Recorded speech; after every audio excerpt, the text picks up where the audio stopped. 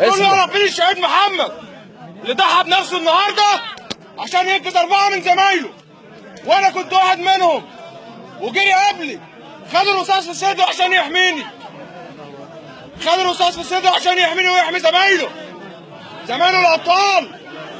والنهارده محمد ما كانش طالع المداهمه دي ولا طالع ينفذ، واتخانق مع زمايله وقال لهم لازم اطلع ولازم اروح، سبحان الله، وكانه بيجري على الجنه.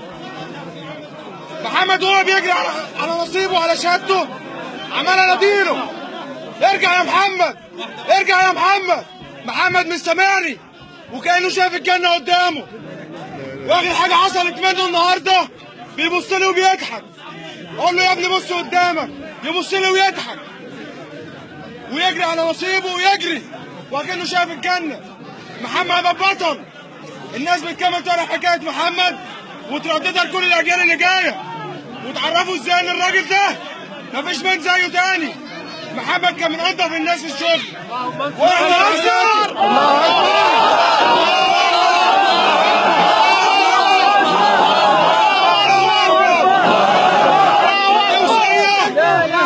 دي وصيه اسمع، كان لازم اوصلها لكم، وانا دمه على ايدي النهارده. ما كانش عسكري عندي، ده ما كانش عسكري، ده كان اكتر من اخويا. وكل العساكر كده، كل العساكر هناك كده، لما يشوف زميله معرض لخطر يجري وياخد رصاص في صدره بدل زميله. مش هو اول واحد يعمل كده، مش هو اول واحد يعمل كده. وده يطمنكم على مصر ويطمنكم لسه في رجاله.